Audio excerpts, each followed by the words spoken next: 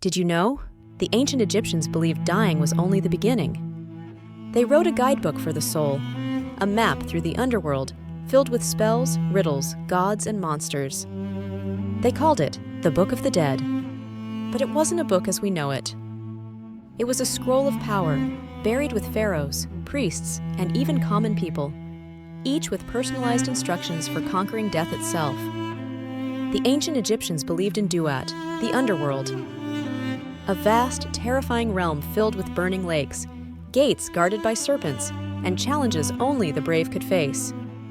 But the journey wasn't random. The Book of the Dead, called the Book of Coming Forth by Day, was the soul's only hope. It included over 190 spells to protect and empower the deceased. Spells to open gates, spells to transform into a falcon or lotus, spells to defeat chaos. Every soul had to know the names of the demons guarding the passage, or be devoured. The heart of the myth is the weighing of the heart. Once the soul reached the Hall of Ma'at, it faced its final test. Standing before Osiris, ruler of the dead, and 42 divine judges, the soul had to swear it had committed no sins. No murder, no theft, no blasphemy. Then came the moment of truth. The soul's heart, the seat of memory and morality, was placed on a scale. On the other side, the feather of Ma'at, goddess of truth and justice. If the heart was heavier, burdened with sin, Ammit the devourer, part lion, part hippo, part crocodile, would consume it. That soul would be erased forever.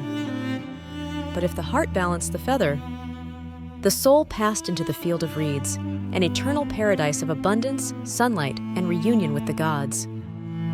Despite the name, there was no single Book of the Dead.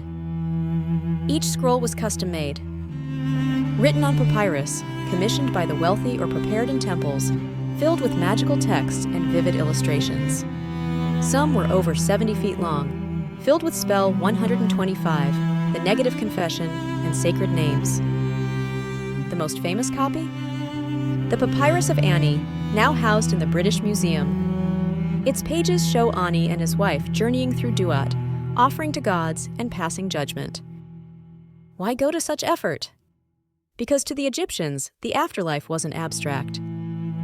It was as real as the Nile. They feared a second death, being forgotten. That's why names were spoken in rituals. That's why statues were made in your image. And why the Book of the Dead was so sacred. It preserved the soul's identity, voice, and will across eternity. To forget a name was to kill a soul. To be remembered was to live forever. The Book of the Dead wasn't just spells. It was a map of divine relationships. Anubis, jackal-headed guardian, embalmed the body and led the soul to judgment. Thoth, god of wisdom and writing, recorded the outcome with sacred ink. Osiris, once a living king, now the ruler of the afterlife, sat enthroned in the Hall of Judgment. Ma'at, with her feather, brought cosmic balance. And Ra, the sun god, traveled the underworld each night, fighting Apophis, the serpent of chaos, ensuring the dawn would rise again. The Book of the Dead wasn't just mythology, it was spiritual technology. It encoded a civilization's beliefs about justice, memory, and the soul's endurance. It shaped how Egyptians built tombs, lived moral lives, and imagined the next world. And though the last versions were written over 2,000 years ago, the symbols remain. In museums, in temples, and in the stars above the Nile. So next time you see hieroglyphs, remember, they weren't just art. They were spells. Words meant to defy death and echo through eternity. Now you know. The Book of the Dead wasn't about death. It was about becoming immortal. Hit like and subscribe for more ancient secrets, forgotten gods, and myths that shape the world.